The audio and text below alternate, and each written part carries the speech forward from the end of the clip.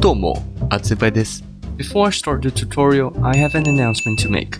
So I've created a second channel specifically for anime content. I would really appreciate it if you guys could subscribe and support that channel. You can find my second channel's link in the pinned comment. Welcome to my color tutorial video. I'm pretty sure everyone here has watched numerous color theory videos, so today I'm going to teach you something different, the basics of color theory and how to implement them. Colors play a very crucial role in art. If the colors are messed up, your drawing is going to be trash no matter how good your line art is. Firstly, let's talk about HSV or HSV. H stands for hue, S stands for saturation, and B stands for brightness. Pretty straightforward. You'll find this HSV color model in every drawing software. The model is usually this shape or bar shape. In this section, I'll explain what hue, saturation, and brightness are. Let's start with hue. Hue is defined as color and the shade of color. The 7 dominant colors are red, orange, yellow, green, blue, indigo, and violet. Each dominant color has a meaning behind them. Yes, you don't simply wear a random color like red if you're at a funeral, because the color red represents passion and danger. You're passionate that somebody died. There are 3 tones of color in total: warm, cool, neutral. Warm tone colors are red, yellow, and orange, while green, blue, and purple are cool tone colors. Black, gray, and white are neutral colors. As I've mentioned, red represents passion and danger. Orange is energetic, and yellow is associated with happiness. For cool tone colors, green is commonly associated with nature and healing, and purple is associated with superiority and ambition. Black and white, on the other hand, are pretty simple. Black is associated with death and power, and white represents purity and peace. Saturation is the intensity of a color. It's basically how much gray is added into a particular color. By decreasing the saturation, you're basically decreasing the intensity of that color. It doesn't affect the brightness or hue of the color. A fully desaturated color will become gray ultimately. A lack of color, in other words. Well, this is pretty straightforward. It means how bright or dark a color is. Just like saturation, brightness is how much white or black is added into a particular color. It doesn't affect the saturation or hue of the color as well.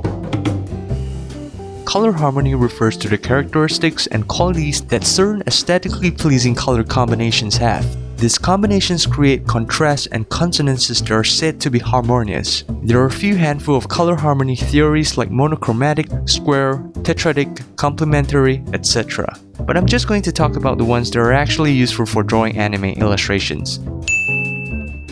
Monochromatic color schemes use a single base hue and extend the color scheme by using different shades, tones, and tints of that particular color family.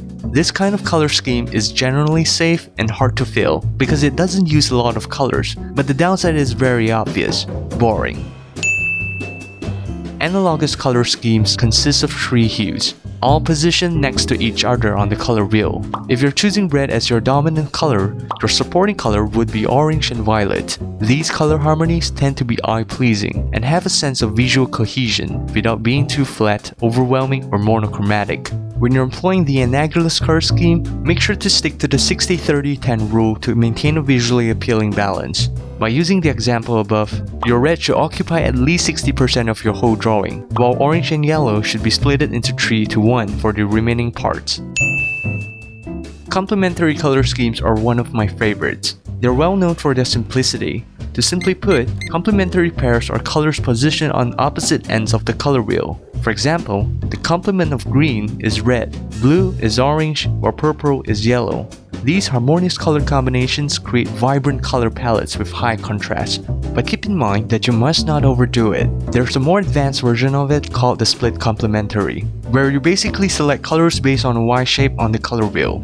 Split complementary colors are a milder version of complementary colors, and it's commonly found in anime characters. I'll explain more on how to use complementary colors later in the implementation section. Warm colors are yellow, red, and orange. They are colors that you would associate with hot objects like the sun and fire. These type of color scheme is usually used to portray hot-headed characters or tsunderes. Cool colors are blue, purple, and green. They are colors that you would normally associate with cold objects like ice and snow. A cool color combination is used to portray cool, calm characters like Kuderes. Congratulations! You have basically learned all the important color theories that you need to know to bring your 2D waifu drawing to life. Now let's move on to the most exciting part. Here's the drawing I'll be using to demonstrate how to apply all the theories and knowledge we've learned just now. Please excuse me for the terrible background sketch. It's still work in progress. The first thing you need to do is to decide the dominant color. For me, I tend to use blue as my dominant color. Then, it's time to apply the color harmony theory. I tend to use split complementary color schemes for my drawing because it's simple and aesthetically pleasing. It's neither overwhelming nor monochromatic, perfectly balanced. So if my dominant color is blue, my supporting colors would be yellow and red according to the split complementary color schemes. Remember the 60-30-10 rule? This rule is not exclusively for analogous color schemes only. The other color schemes can follow this rule as well, so keep that in mind. It's all trial and error until I'm satisfied with the color scheme. Don't be afraid to add white or black into your color scheme because they're neutral colors, so they work perfectly with any color scheme. This is the result you'll probably get after implementing the split complementary color scheme.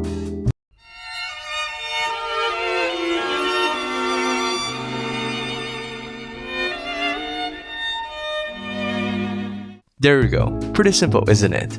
Understanding the color theory and applying them into your drawings is the bare minimum. With a little bit of practice, you can do it in no time. But the real challenge is discovering more color combinations yourself. Instead of blindly following these theories, I recommend observing your surroundings, because more often than not, Mother Nature is a pretty good source of inspiration. As Vincent van Gogh once said, art is but an imitation of nature. And that's all for today's video. I hope you guys learned something. If you guys want to get the Photoshop version of this awesome drawing of mine, make sure you check out my Patreon, link in the description below. Feel free to support me on Patreon, I really appreciate it. Please drop a like, subscribe to my channel, and follow me on Twitter. DM me if you want a commission from me. Alright, that's all from me. Jana, guys.